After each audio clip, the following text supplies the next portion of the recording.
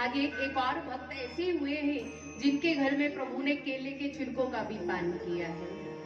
ये कथा आपने सुनी भी है भागवत जी में। भक्तमाल में बड़ा सुंदर वर्णन है विदुर जी महाराज का। भाव से बोलो हरे कृष्णा हरे राम हरे राम। विदुर जी महाराज का बड़ा प्रेम था श्री द्वारिकाधीश भक्त वत्सल भगवान के साथ में। कहते ये जो विदुर जी महाराज थे धृतराष्ट्र जी के यहाँ पर महामंत्री के पद पर आसीन थे। और ये बात उस समय की है जिस समय समस्त ये कौरव वंश जो है अन्याय कर रहे थे पांडवों के साथ में। तो ये राजमंत्री के पद पर आसीन थे महाराज। भाव से बोलो हरे कृष्णा हरे राम। तो महाराज आज धृतराष्ट्र जी के पास जाकर इन्होंने कहा कि देखिए महाराज आपके पुत्र जो पांडवों के साथ अन्याय कर रहे हैं वो उचित नहीं है, आप उनको समझाइए। क्योंकि यदि एक नगर को नष्ट करने से यदि पूरा देश सुरक्षित है तो उस नगर को नष्ट कर देना चाहिए, और यदि एक गांव को नष्ट करने से पूरा प्रांत सुरक्षित है तो कहते हैं उस गांव को नष्ट कर देना चाहिए। और यदि एक परिवार का त्याग करने से पूरे का पूरा गांव सुरक्षित है तो कहते हैं उस परिवार का त्याग कर दो। और यहाँ तक कि यदि एक व्यक्ति का त्याग करने से पूरा परिवार सुरक्षित है तो कहते हैं उस व्यक्ति का त्याग कर दो। तो आपके घर पे तो दो दो व्यक्ति हैं, एक तो आपके पुत्र है दुर्योधन और दूसरे शकुनी मामा। अरे बाहर की आंखें तो पहले ही नहीं है और भीतर की आंखों को इन शकुनी मामा ने अंधा कर दिया है। और यदि ये दोनों आपके राज्य में रहे ना तो आपके पूरे राज्य का विनाश कर देंगे। अगर अपनी भलाई चाहते हैं तो आप इनको निकलवा दीजिए राज्य से। अब दुर्योधन द्वार पर खड़ा हुआ था तो सारी बात को सुना और आग बबूला होकर क्रोधित अवस्था में भीतर आया। अरे तुम अपने जीवन को चाहते हो क्या? मैंने तुम्हें राजमंत्री पद पर बिठाया और तुम मेरे विरुद्ध मेरे पिता को भड़का रहे हो। क्या तुम्हें अपनी मृत्यु का कोई भय नहीं है? तो दोनों हाथ जोड़े, देखो महाराज मेरा ऐसा कोई मंतव्य नहीं था कि मैं आपको कोई कष्ट पहुंचाऊं। हाँ अगर आपको कष्ट हुआ है तो मुझे क्षमा कर दो। तो दुर्योधन कहता है कि देखिए महाराज अगर अपने जीवन को चाहते हो तो ये राजमंत्री पद छोड़कर इस राज्य को छोड़कर चले जाइए पूरे परिवार से। अगर नहीं गए तो आपके पूरे वंश का विनाश कर दूंगा।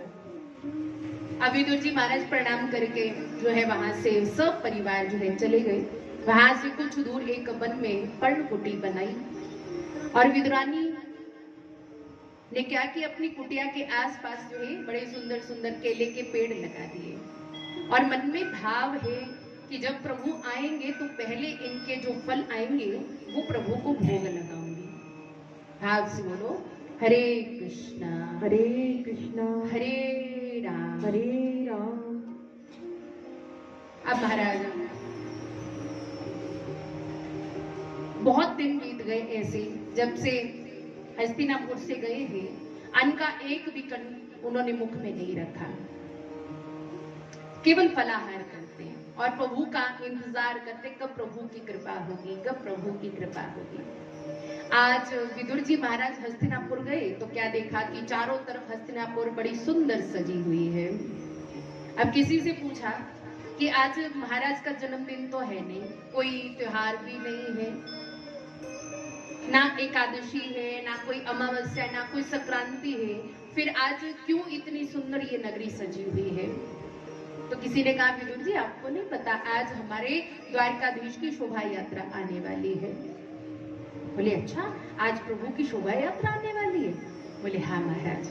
बड़े प्रसन्नचित्त मन से दौड़ लगाई अपनी कुटिया की तरफ। जैसी कुटिया में पहुंचे तो आवाज लगाई ए विदुरानी, ए विदुरानी। बोले हाँ महाराज क्या बात हो गई? आज कितने दिनों के बाद आपको मैंने खुश देखा, क्या बात है?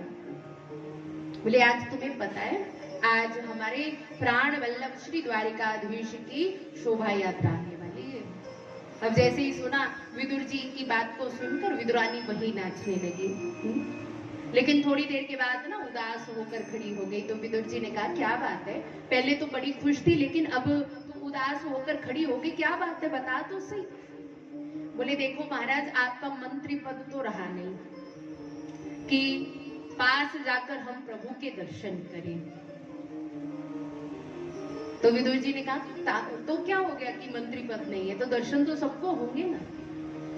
बोले देखो महाराज, वहां तो लाखों करोड़ों की भीड़ आई होगी प्रभु के दर्शन करने के लिए, क्या इतनी भीड़ में दर्शन हो जाएंगे? बोले यदि हमारा प्रेम सच्चा होगा तो बिहारी जी के दर्शन तो हमें अवश्य हो जाएंगे। आप से बोलो हरे कृष्णा हरे राम। अब महाराज विदुर जी कहते हैं आप ऐसा कीजिए, तैयार तो हो जाइए, फिर चलते हैं, फिर देखते हैं कि क्या होता है, दर्शन होते हैं कि नहीं होते हैं। अब विदुरानी तैयार हुई और दोनों विदुरानी दोनों चले गए। महाराज क्या देखा, तिल तक फेंकने की जगह नहीं है, चारों तरफ करोड़ों के हिसाब से संख्या में लोग हैं। अब एक दीवार के साथ सटके दोनों खड़े हो गए, एड़िया उठा उठा के विदुरानी देख रही कि अब आएगी शोभा यात्रा, अब आएगी शोभा यात्रा, अब आएगी। अब हमारे थोड़ी देर के बाद जो है क्या हुआ, देखा कि फूलों की वर्षा होना शुरू हो गई, जय जयकार होने लगी, बोलो द्वारिकाधीश की जय हो। और आतुरता छा गई, क्या प्रभु दर्शन देंगे हमें? तो विदुर जी कहते चिंता मत करो, यदि हमारा प्रेम सच्चा है ना तो प्रभु तो दर्शन दे ही देंगे, चाहे हम करोड़ों की भीड़ में क्यों ना खड़े हो जाएं, क्योंकि ये संसार सब मतलब का है, मतलब से सब प्रीत निभाते,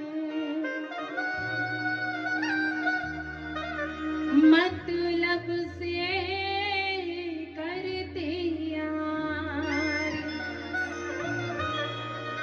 जो बिन मतलब के साथ निभावे, वो तो है मेरा बाकी बिहार।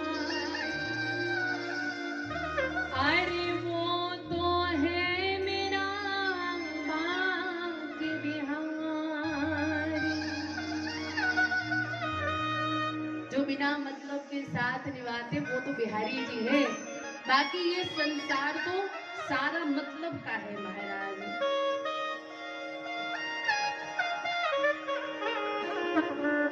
अब विदुर विदुरानी वहीं पे खड़े होकर जो है प्रभु से प्रार्थना कर रहे हैं, क्या ओ मेरी गली बिच आशा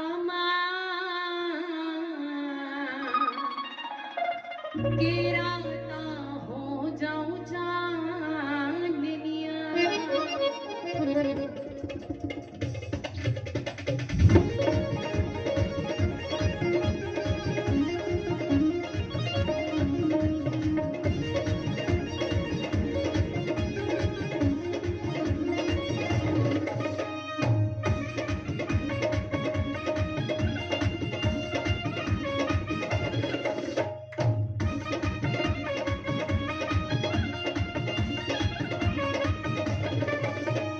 मेरी गली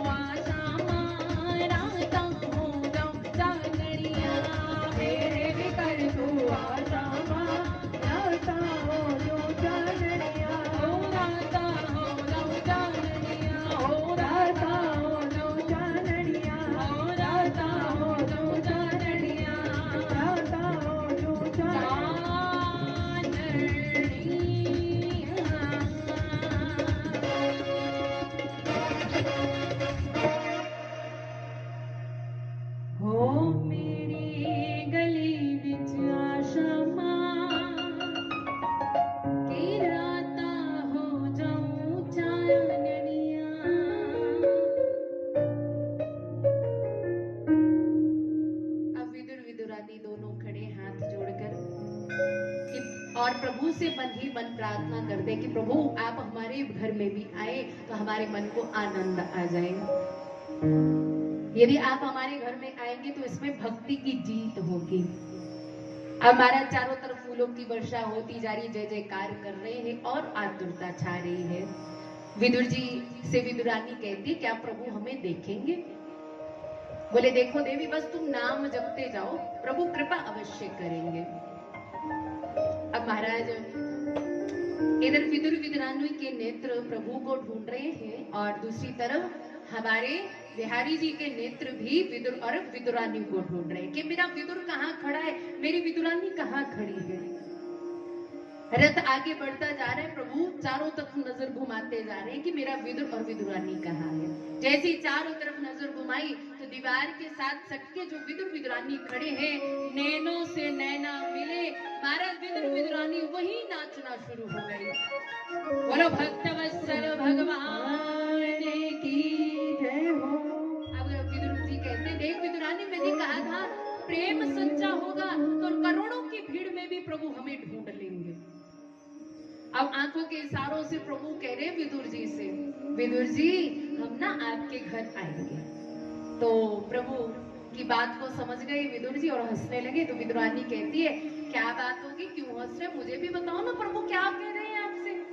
तो विदुर जी कहते, देखो ठाकुर जी कह रहे हैं कि वो हमारे घर में आएंगे, इसलिए विदुरानी ऐसा करो, आप घर जाओ, थोड़ा कुटिया को बड़े सुंदर ढंग से सजाओ और मैं जब तक देखता हूँ कि पांडवों के लिए कौन सा फैसला होता है कौरवों की सभा में। तो विदुरानी ने प्रणाम किया और विदुरानी तो अपने घर की तरफ चली गई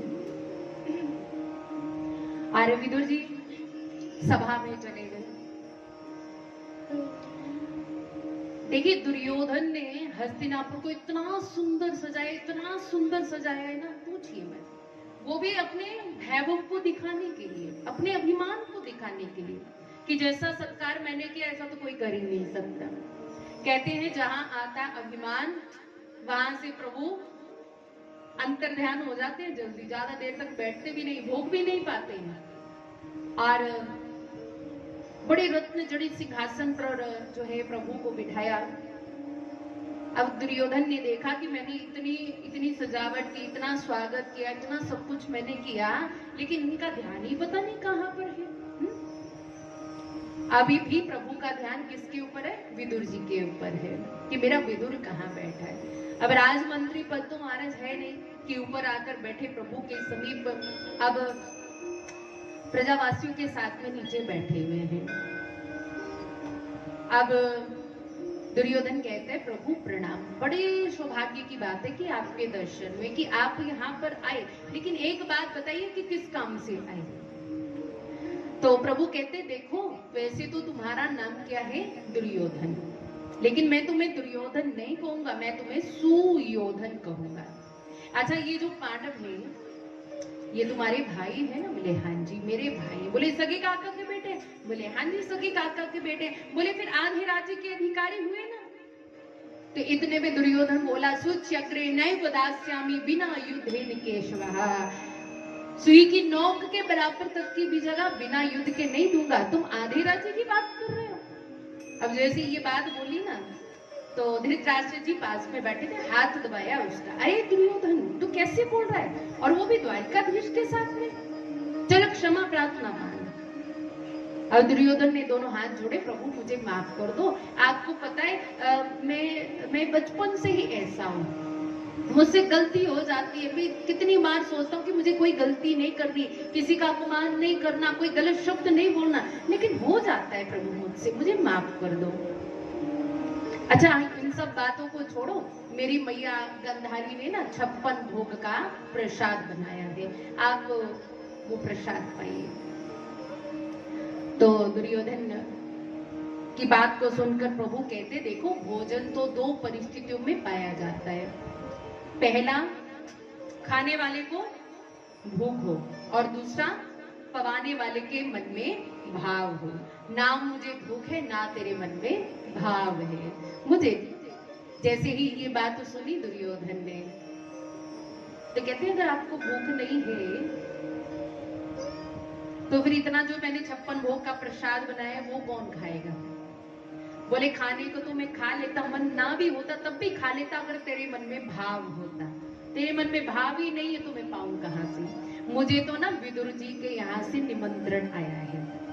अब जैसे ही सुना विदुर जी वो चक्के हो गए कि मैंने निमंत्रण कब दिया इनको? ये बोल रहे कि निमंत्रण दिया है विदुर जी ने मुझे। अब दुर्योधन कहता आपको निमंत्रण कहां से मिल गया?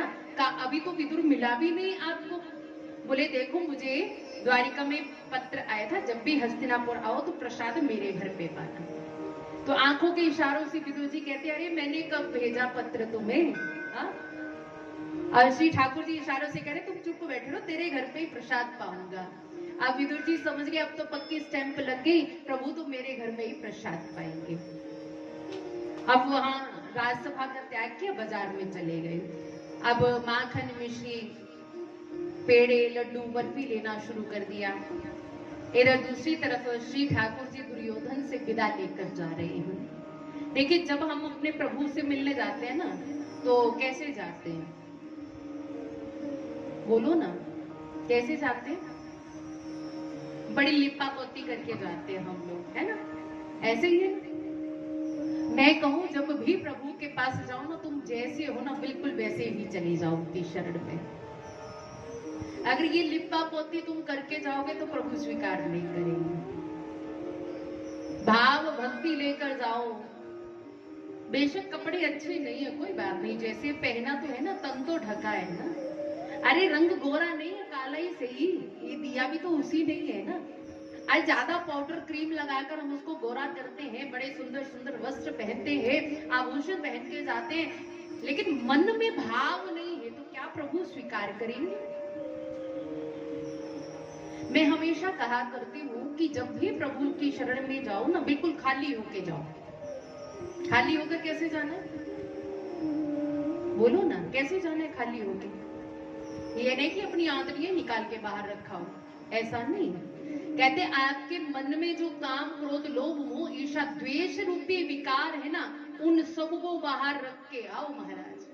जब वो सब बाहर होंगे तभी तो भीतर श्री बाके बिहारी विराजमान होंगे।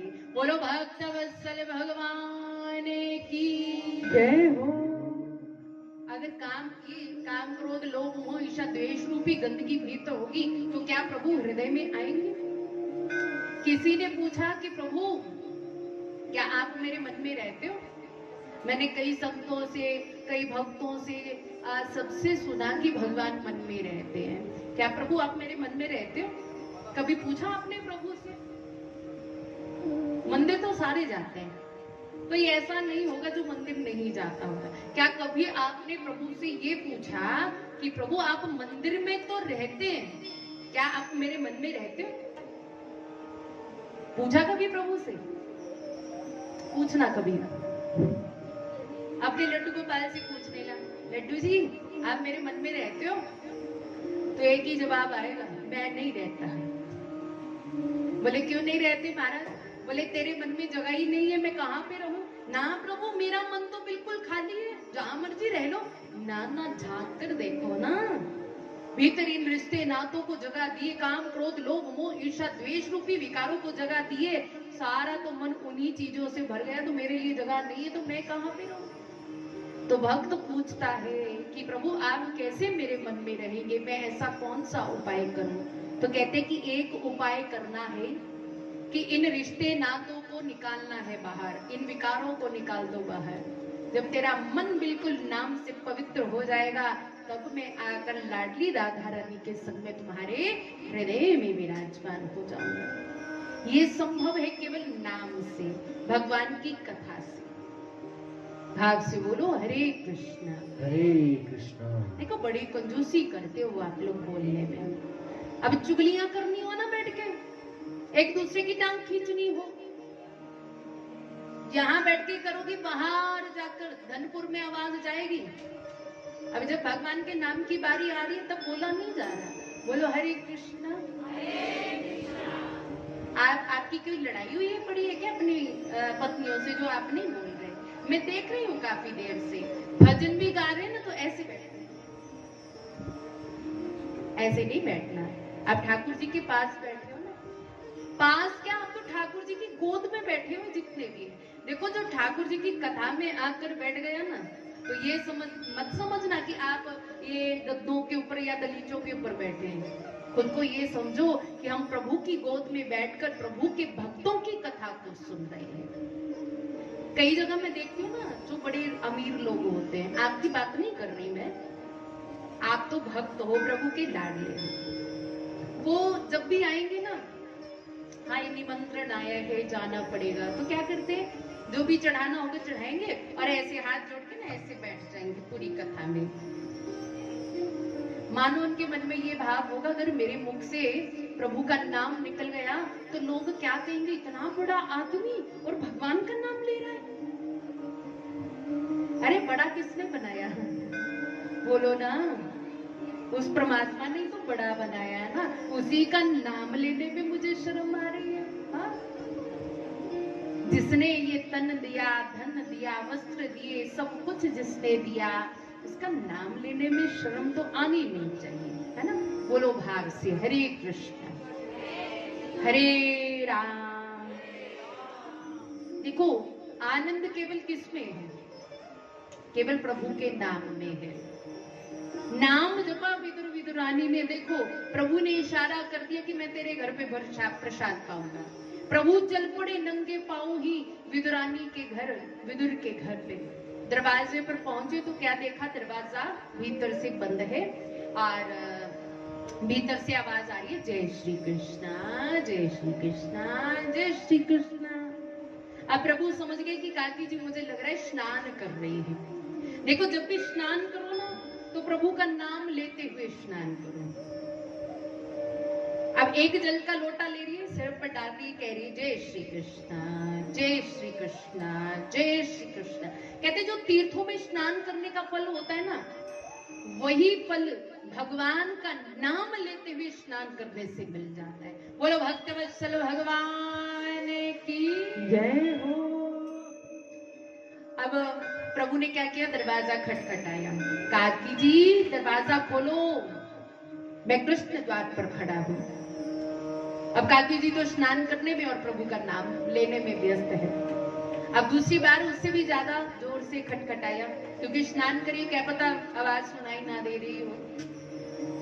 तो दोबारा से बोला, अरे काकी जी दरवाजा खोलो, मैं कृष्ण द्वार पर खड़ा हूं। अब हल्की सी आवाज कानों में गई। अब सोचने लगी, हो ना हो ये मेरा कन्हैया ही है, ये कन्हैया की आवाज लग रही है। फिर मन में आया कि मैं हर समय कृष्ण कृष्ण कृष्ण कहती रहती हूँ, तो हो सकता है मेरे कान बज रहे होंगे, है ना। तो फिर स्नान करने में व्यस्त हो गई। अब महाराज तीसरी बार जैसे दरवाजा खटखटाया, जोर से कहा, काकी जी दरवाजा खोलो, मैं कृष्ण द्वार पर खड़ा हूँ। जैसे ही कानों में आवाज गई, महाराज मन में आया कि भ्रम एक बार हो सकता है, दो बार हो सकता है, बार बार तो नहीं हो सकता। हो ना हो मेरा कृष्ण, मेरा कन्हैया, मेरा प्राण वल्लभ द्वार पर खड़ा है। महाराज सुध बिसर गई, गीले कपड़े बदलना भूल गई, दौड़कर दरवाजे के पास गई। जैसे ही दरवाजा खोला तो क्या देखा, द्वारिका ईश विराजमान है, द्वारिकाधीश की जय हो। अब महाराज जैसे ही प्रभु के दर्शन किए, सुध बिसर गई, बस टकटकी लगाकर प्रभु को देखते ही जा रही है। अब उसको ये सुध नहीं है कि भगवान स्वयं आए कि भीतर लेकर जाए, कोई सुध नहीं। अब प्रभु ने देखा आधा घंटा हो गया खड़े खड़े, ऐसे तो ये मैं कुछ ना बोला तो यही खड़ा कर रखेगी ये। तो कन्हैया ने कहा कान के पास जाकर, काकी जी भीतर लेकर जाओगी कि यहीं खड़ा रखोगी। अब थोड़ी देर के बाद सुन आई, ओहो कन्हैया मैं तो बावरी बह गई। हाँ, कन्हैया ने देखा काकी जी गीले कपड़े पहनकर आ गई, हाँ बदलना भूल गई गीले कपड़ों को, तो काली कांबल ली अपनी और काकी जी को उड़ा दी। काकी जी भीतर लेकर आई, बड़ा सुंदर जो है आसन लगाया प्रभु के लिए। प्रभु यहाँ विराजमान हुई है। अब प्रभु जैसे ही विराजमान होने लगे ना, तो कहने लगी, अरे कन्हैया ये अच्छा नहीं है, तुम दाहिने तरफ आकर बैठो। कभी दाहिने बाइने आगे पीछे, मारा चारों तरफ घुमाना शुरू कर दिया। अब कन्हैया ने सोचा भी तो दाएं बाएं आगे पीछे घुमाया है, अगर नहीं बैठा ना तो हो सकता है पूरी हस्तिनापुर में काकी जी घुमा दे मुझे। अब एक पलटा उल्टा पड़ा हुआ था, छलांग लगाई, उस पलटे पर जाकर बैठ गए। अब पेट पर हाथ फेरा और कहने लगे काकी जी। बोले हाँ कन्हैया। बोले मुंह को ना बड़े जोरों की भूख लगी है। हाँ हाँ कन्हैया बैठिए ना, अभी लेकर आती हूँ मैं। भीतर गई तो महाराज आज ही सुबह ताजे ताजे केले के फल तोड़े थे, वही थाल में धर के लिए आई। अस्सी ठाकुर जी से कहती है लाल जी अगर आपकी कृपा हो तो मैं अपने हाथों से आपको परोसूं। बोले हाँ परोसिए। बोलो भाव से हरे कृष्णा हरे राम। देखो वायुदेव भी कैसे आ रहे, पवन देव है ना। कहते ये जो भक्त आए ना इनको गर्मी नहीं लगनी चाहिए। बोलो भाव से हरे कृष्णा। ये भी आनंद ले रहे हैं। देखो जहां कथा होती है ना वहां चारों दिशाओं में देवता विराजमान हो जाते हैं। ये उपस्थिति बता रहे हैं आपको कि हम आए हुए हैं। आप अकेले नहीं बैठे हैं, आप देवताओं के साथ बैठकर भक्तों की कथा को सुन रहे हैं। भाव से बोलो हरे कृष्णा। एक्टर ही देखना, एक्टर उधर नहीं देखना। जो मिलेगा इधर मिलेगा, इधर उधर कुछ नहीं मिलेगा। अभी 2 बजे से पहले कुछ ना मिलेगा महाराज। बोलो भाव से हरे कृष्णा। इसलिए इधर उधर देखना बंद कर दो। आज तक दुनिया को खूब देखा ना, कुछ दिया दुनिया ने। क्या सुना रही थी मैं?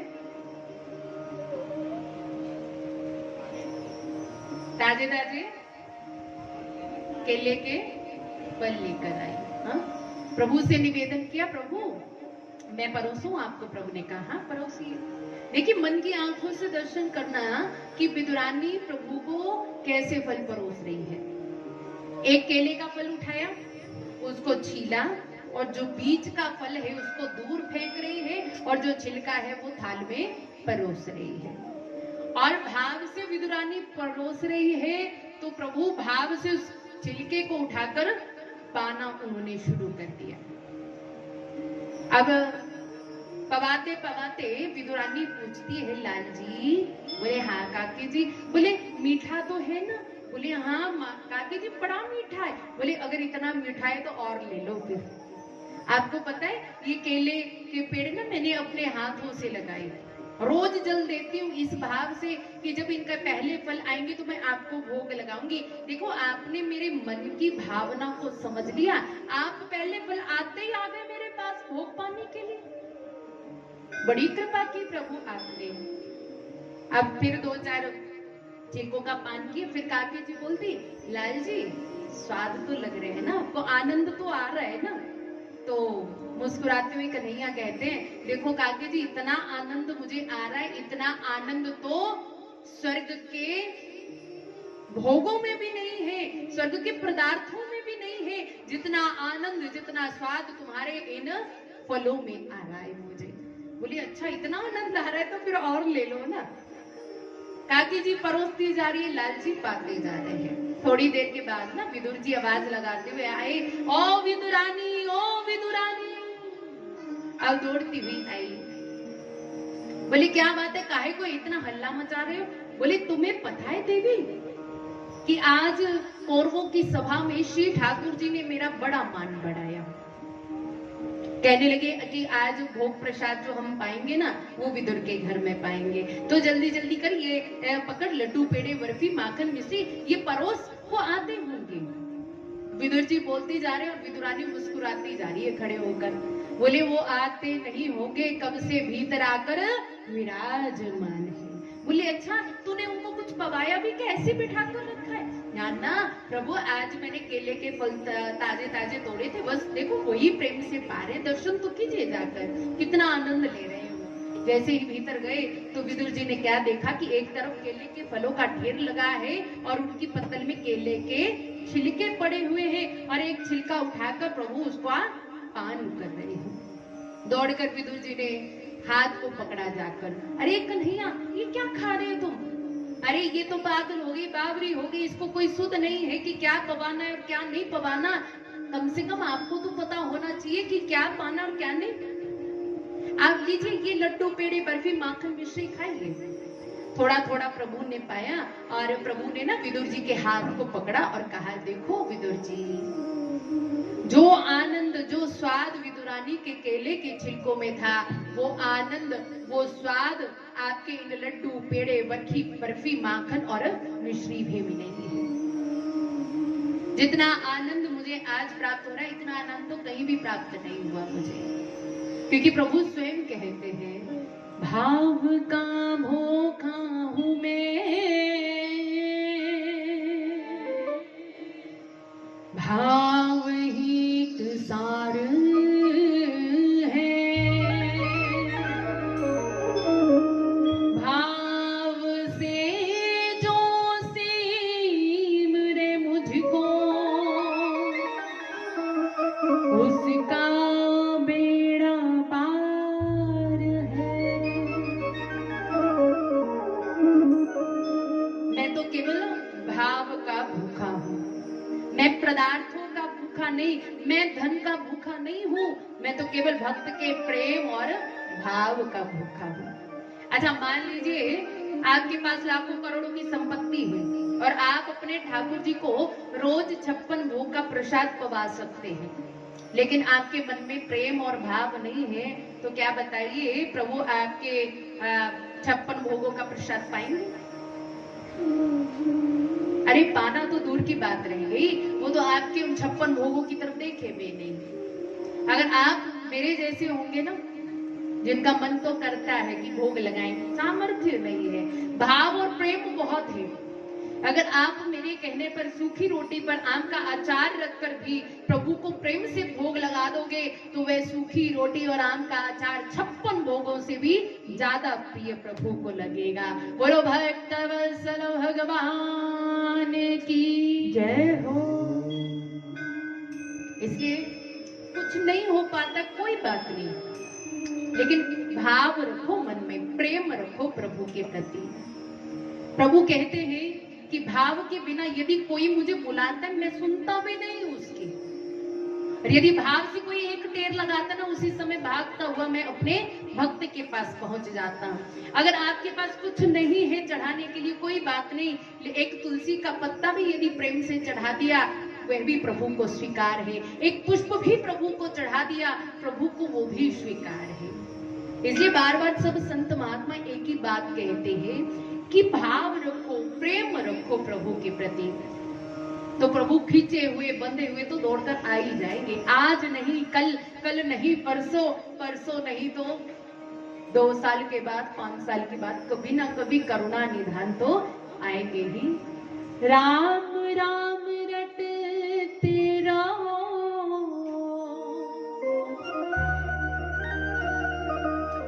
जब तक तन में प्राण,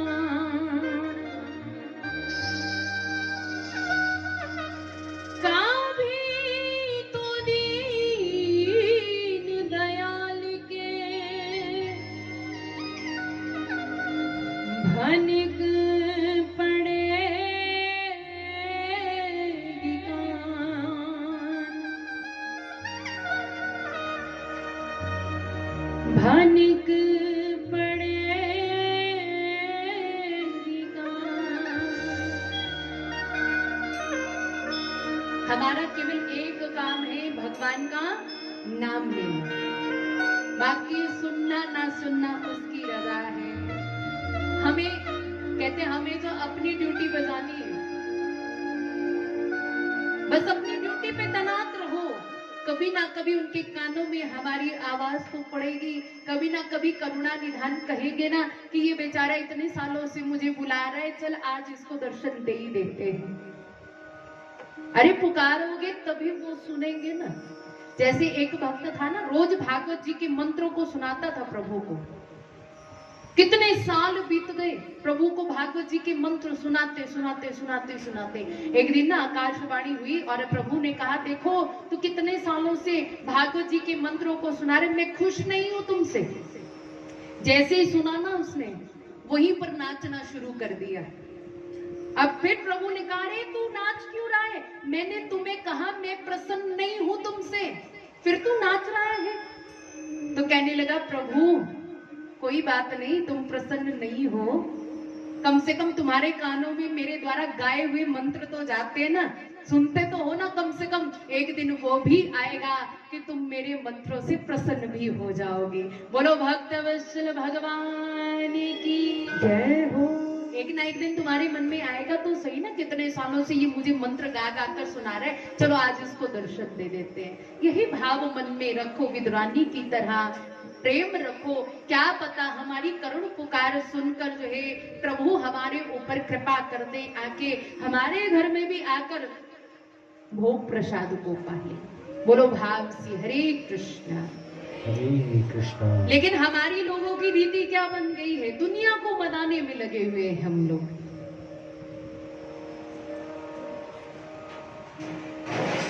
सही बात है कि गलत बात है? बोलो ना। अपने रिश्ते नातों को मनाने में लगे, हाय मेरी सहेली ना रुस जावे है, मेरा दोस्त ना रुस जावे, मेरा पड़ोसी ना रुस जावे, रिश्ते नाते ना रुस जान सकते हैं। हमें ये सब प्यारे हैं, प्यारे है ना? बोलो ना जी। अगर अवहान जी बोलोगे ना, क्या पता आपकी पड़ोसन पास में बैठी हो, बाद में बोले तन्नू दस्सा में, तो क्या बोल दी थे जाके है? बड़ी आई तू है, मेरा कोई भी नहीं, मेरा तो बांके बिहारी, जा अपने बांके बिहारी को। देखो बिहारी जी से प्रेम करना बहुत आसान है, लेकिन इनको निभाना बहुत मुश्किल है। इसमें लोगों की खूब बातें भी सुननी पड़ेंगी। कुछ लोग ऐसे हैं जो फूल बरसा रहे हैं ना, हो सकता है कल को पत्थर भी मार सकते हैं, वो कोई भरोसा नहीं है इस दुनिया का। है कोई भरोसा? मतलब है तो बड़ी जी हजूरी करते, बड़े प्यार से बोलते हैं, और जब मतलब निकल जाता है तो क्या होता है, तू कौन और मैं कौन, हम नहीं जानते तुमको। किसी ने बड़ा सुंदर लिखा है, मतलब दे रिश्ते ने, मतलब दी यारी है, कोई दिल नो पुछदा नहीं, सूरत भी प्यारी है, जो अपना लगदा है, सोई ते ठगदा है, जो अपना लगदा है, सोई ते ठगदा है, निराइयों के नाम है, बच बच के रहना है, ए दुनिया मतलब दे, ए दुनिया मतलब दे, ए दुनिया मतलब दे, ए दुनिया मतलब दे, बोलो ना, दुनिया मतलब दे, ए दुनिया मतलब दे, ए दुनिया मतलब दे, ए दुनिया मतलब दे।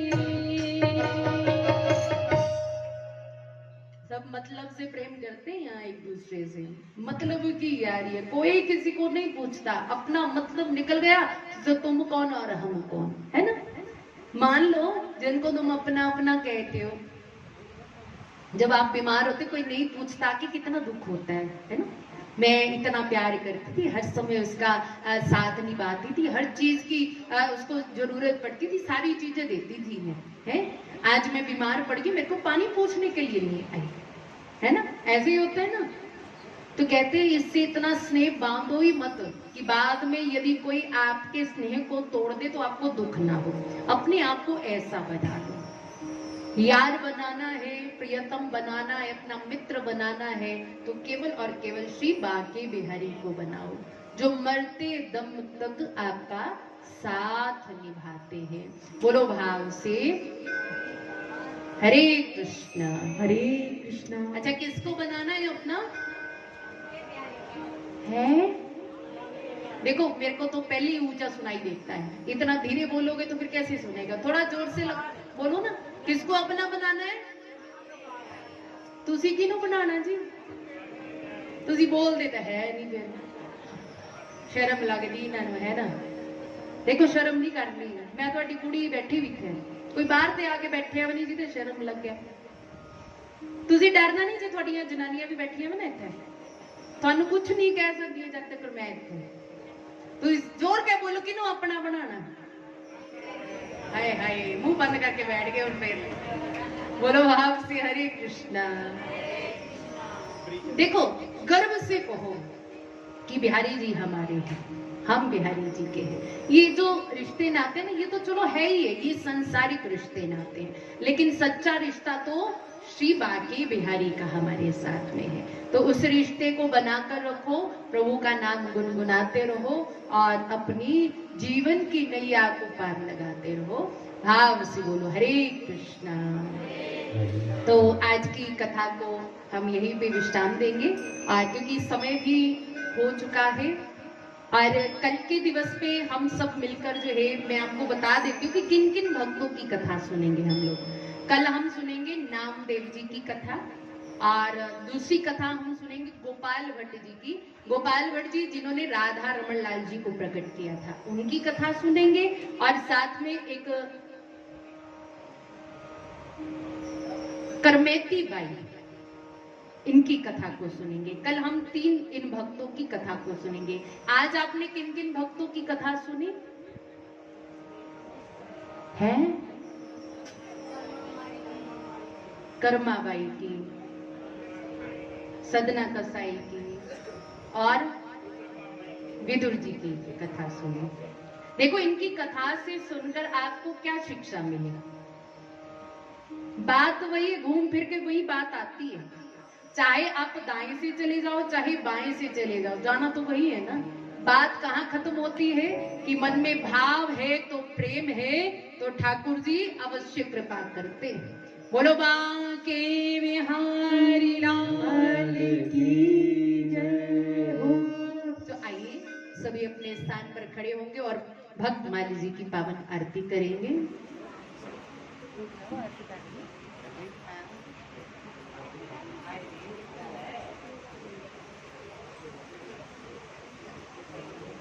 आइए मिलकर आरती करते हैं भक्तमाल जी की। नमो नमो श्री भक्त सुमाल, नमो नमो श्री भक्त सुमाल, नमो नमो श्री भक्त सुमाल, नमो नमो श्री भक्त सुमाल,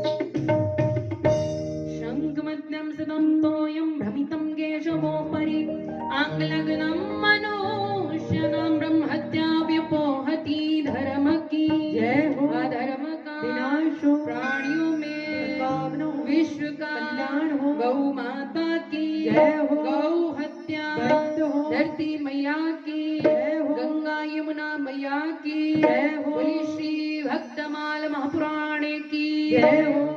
आज के आनंद की जय हो। जय जय श्री राधे जय जय श्री राधे जय जय श्री राधे श्याम निताई गौड़ हरि बोल। आइए आप सभी अपनी जगह पर बैठे मिलकर प्रभु को भोग लगाते हैं।